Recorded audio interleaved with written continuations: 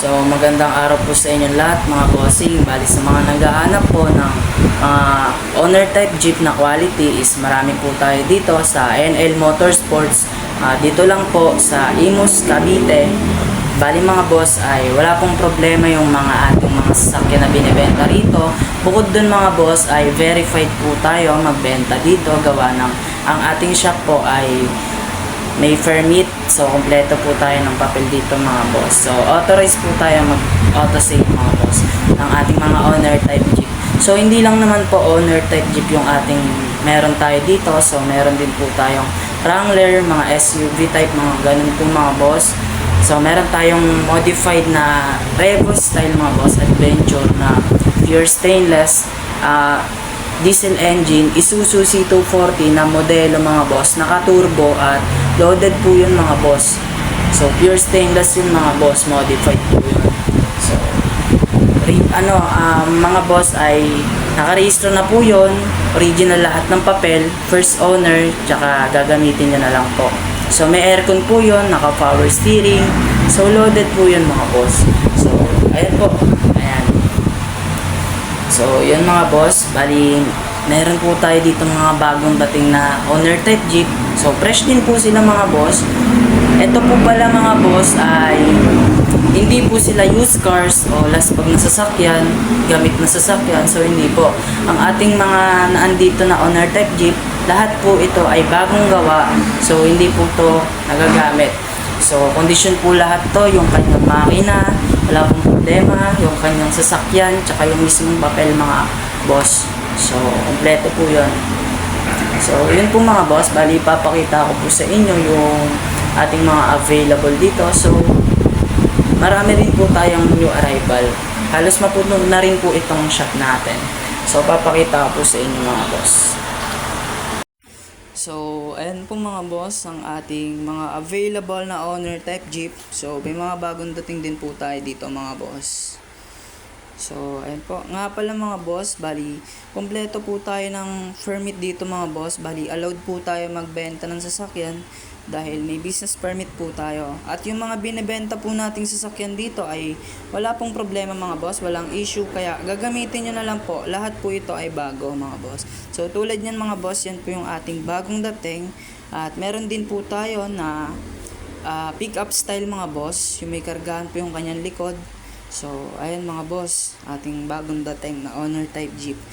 So ayan po, sisimulan po muna natin dito sa may harapan. Bali long body na po siya, pure stainless, Toyota 4K, gasoline engine mga boss. Nakarehistro, ang price po niyan mga boss ay 200,000 negotiable. So naka sound system po yan, may reserve tire at saka may top load mga boss. Pure stainless na long body. So gasoline engine. Ito naman po ay diesel engine mga boss, RF Mazda Tamiya style, nakarehistro. So hindi po siya lowered, may kargaan po siya sa likod. Asking price natin dyan mga boss ay 180, negotiable po. So nakarehistro na rin po yun.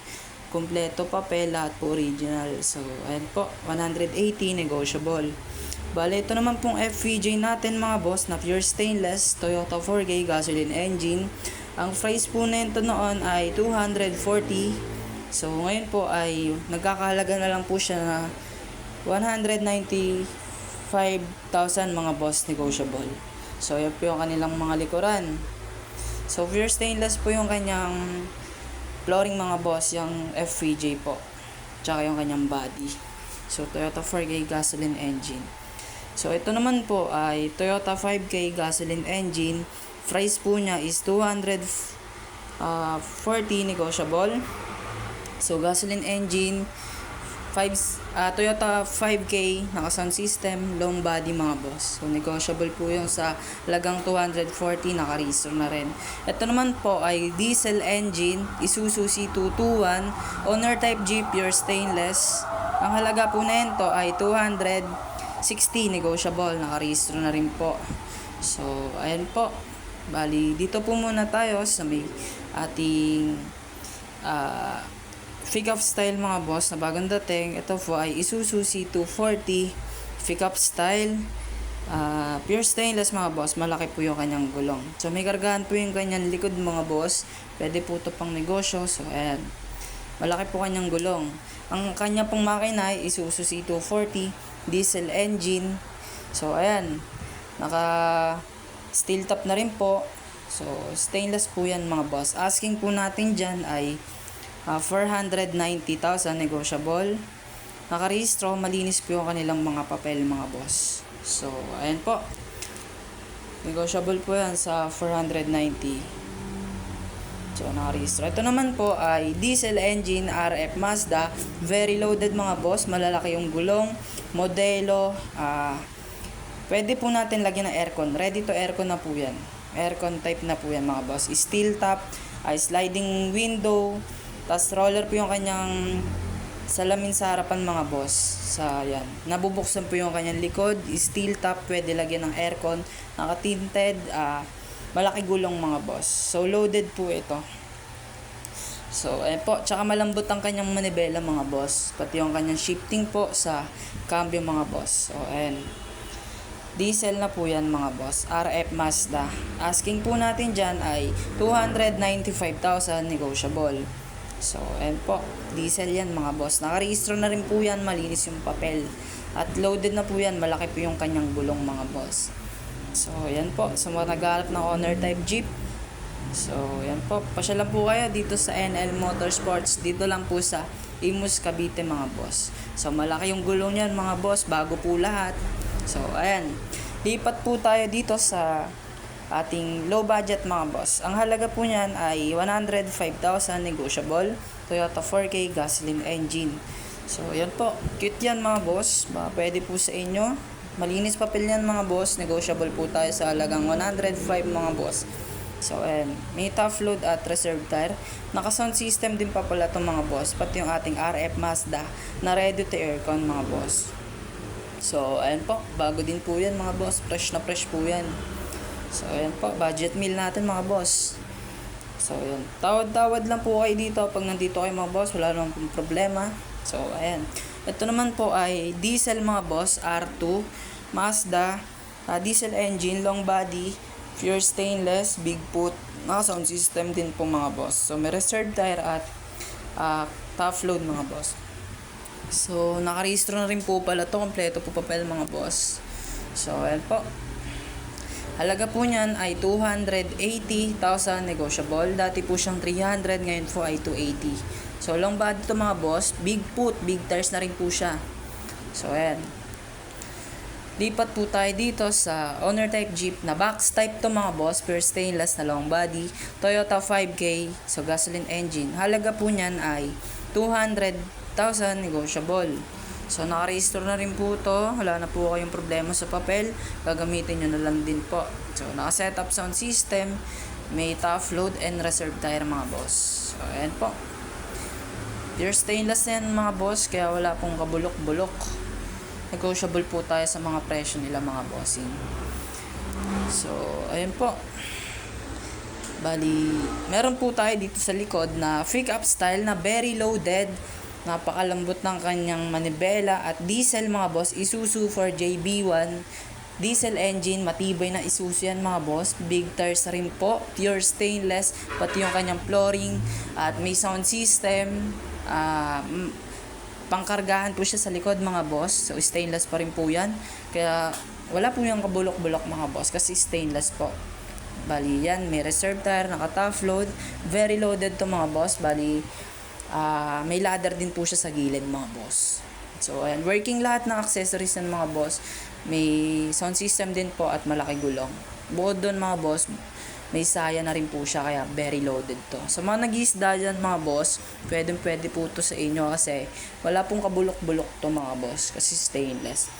Makakapal na stainless ang ating ginamit dito. For JB1, Isuzu manual transmission. So yan po, naka-LED light na po yan, yung kanyang headlight. Bumper pa lang po yan mga boss, loaded na. Working lahat na accessories mga boss. So naka-ladder at naka-tough load.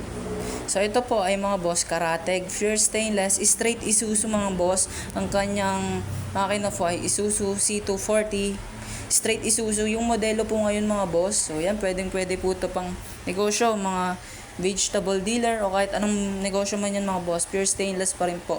Bali nabubuksan po yung loob niyan mga boss. So ayan, may sound system din po to. Victors, nakarehistro, complete papers. So ayan po.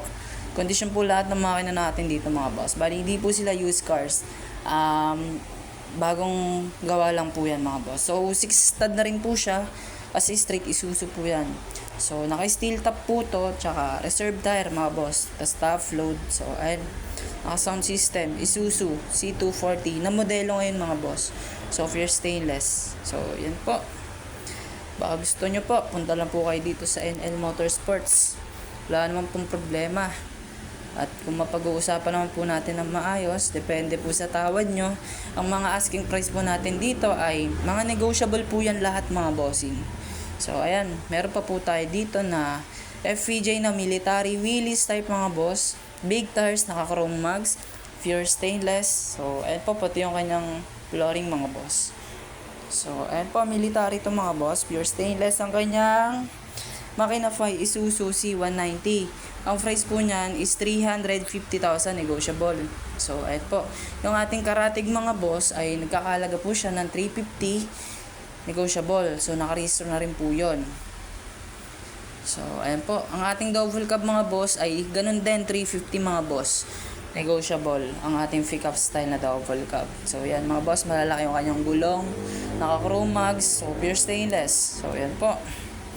Negotiable po tayo sa lahat ng ating mga available na owner type jeep dito mga boss. Nakarehistro. So ayan. Asking po niyan mga boss is 350 diesel. So ayan, may kargahan po siya sa likod pang business po. Pwede po yan.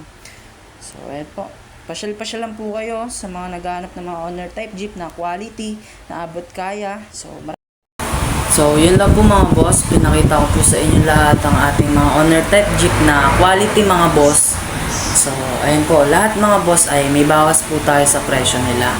So, kompleto na po yung mga owner type jeep natin dito mga boss. So, nakarehistro, kompleto papel.